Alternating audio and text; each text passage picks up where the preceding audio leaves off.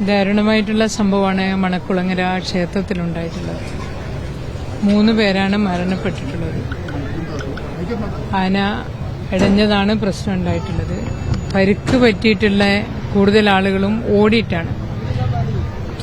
ഈ പ്രശ്നമുണ്ടായപ്പോൾ ചിതറി ഓടുകയായിരുന്നു ഒരുപാട് ആളുകൾ. ആന പുറത്തുനിന്ന് ചാടി രക്ഷപ്പെട്ടിട്ടുള്ള ആളുകൾക്കും പരുക്കുണ്ട്.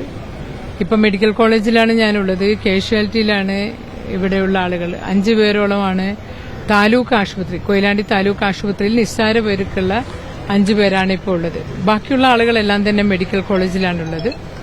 വലിയ രീതിയിൽ പരുക്കുള്ള ആളുകളൊന്നുമില്ല. നിസ്സാരമായിട്ടുള്ള ചിലപ്പോൾ പരുക്കുണ്ട്, എന്നാൽ പോലും എക്സ്റേ എടുക്കാനും മറ്റും ഇപ്പം നിൽക്കുന്നുണ്ട്. സ്കാൻ ചെയ്യാനെല്ലാം തന്നെ നിൽക്കുന്നുണ്ട്. വലിയ പ്രശ്നമുള്ള ആളുകൾ ഇല്ല എന്നുള്ളതാണ് ഇപ്പം മനസ്സിലാവുന്നത്. ഇനി ഡോക്ടർമാരെ കണ്ടാൽ ഈ റിപ്പോർട്ടൊക്കെ കിട്ടിയതിന് ശേഷമേ ബാക്കിയുള്ള കാര്യങ്ങൾ പറയാൻ പറ്റുള്ളൂ.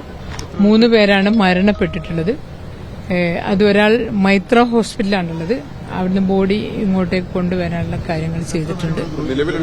ഇപ്പോൾ 24ഓളം പേരെയാണ് ഇപ്പം ഞാൻ കണ്ടിട്ടുള്ളത്. അതിൽ 10 വയസ്സുള്ള ഒരു കുട്ടി ഇപ്പോൾ IMCHലുണ്ട്. ആ കുട്ടിയുടെ അടുത്തേക്ക് പോവാണ് ഇപ്പോൾ.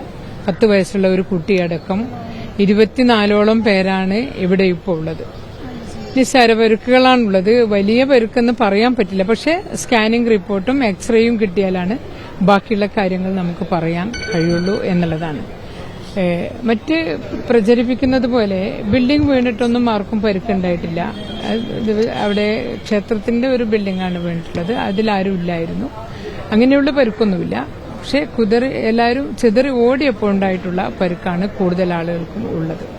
മറ്റൊന്ന് 3-4 പേര് ആന പുറത്തുനിന്ന് ചാടിയിട്ടുള്ള ആളുകളാണ്. അങ്ങനെയുള്ള പരുക്കാണുള്ളത്. കാലിനും കൈക്കെല്ലാം തന്നെയുള്ള ചതവും ഒടിവൊക്കെ തന്നെയാണ് ഇപ്പോൾ ഉള്ളത്. സാരമായിട്ടുള്ള പരുക്ക് എന്ന് പറയാൻ ഇപ്പം നമുക്ക് കാണുന്നില്ല. സ്കാനിംഗ് എല്ലാം കഴിഞ്ഞിട്ട് പറയാൻ പറ്റുള്ളൂ എന്നല്ല ഡോക്ടർ പറഞ്ഞിട്ടുള്ളത്. ക്രിട്ടിക്കൽ എന്ന് പറയാനുള്ള ആളില്ല. ഇപ്പൊ എക്സ്റേയും സ്കാനിംഗ് എല്ലാം തന്നെ നടന്നുകൊണ്ടിരിക്കുന്നു. അതിന്റെ റിസൾട്ട് കിട്ടിയാലാണ് ക്രിട്ടിക്കൽ ഉണ്ടോ എന്നുള്ളത് നമുക്ക് പറയാൻ കഴിയുള്ളൂ. ഡോക്ടറെ കണ്ടിട്ട് ബാക്കിയുള്ള കാര്യങ്ങൾ പറയാൻ പറ്റും. ഇപ്പോൾ സ്കാനിങ്ങിനും എക്സ്റേ എടുക്കാനെല്ലാം തന്നെ ഇപ്പോൾ വരിയിൽ നിൽക്കുകയാണ്. ഇപ്പൊ ചെയ്തുകൊണ്ടിരിക്കുകയാണ്. വളരെ കാര്യക്ഷമമായിട്ട് തന്നെ ആശുപത്രിയിലുള്ള ഡോക്ടർമാരും എല്ലാം തന്നെ ഇടപെട്ടുകൊണ്ടിരിക്കുന്നുണ്ട്. വേണ്ട സംവിധാനങ്ങളെല്ലാം തന്നെ ചെയ്യുന്നുണ്ട്. ഇവിടെ താലൂക്ക് ആശുപത്രിയിൽ നിന്നും അവിടെയുള്ള സാമൂഹ്യ പ്രവർത്തകരും എല്ലാം തന്നെയാണ് ഇവിടെ എത്തിച്ചിട്ടുള്ളത്. ആംബുലൻസിലെല്ലാം തന്നെ എത്തിച്ചിട്ടുള്ളത്. എല്ലാം ജാഗ്രതയോടെ തന്നെ ചെയ്തിട്ടുണ്ട്. ഒരു പ്രയാസവും എവിടെയും വന്നിട്ടില്ല.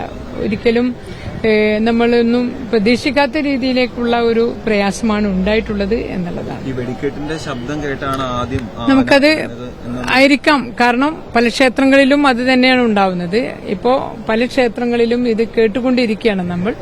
നിബന്ധനകളെല്ലാം തന്നെ പാലിച്ചുകൊണ്ടാണോ എന്നുള്ളത് പറയാൻ പറ്റുന്നില്ല. നിബന്ധനകൾ ഉണ്ടെങ്കിലും അതെല്ലാം ലംഘിച്ചുകൊണ്ട് പോകുന്ന ഒരു സ്ഥിതി ഇപ്പോൾ സ്ഥിരമായിട്ട് നമ്മൾ കണ്ടുകൊണ്ടിരിക്കുകയാണ്. ഇവിടെ എന്താ സംഭവിച്ചത് എന്നുള്ളത് അവിടെ അതുമായിട്ട് ബന്ധപ്പെട്ടുള്ള ആളുകളുമായിട്ട് ചോദിച്ച് മനസ്സിലാക്കേണ്ടിയിരിക്കുന്നു. അത്രേ നമുക്ക് ഇപ്പോൾ അറിയുള്ളൂ.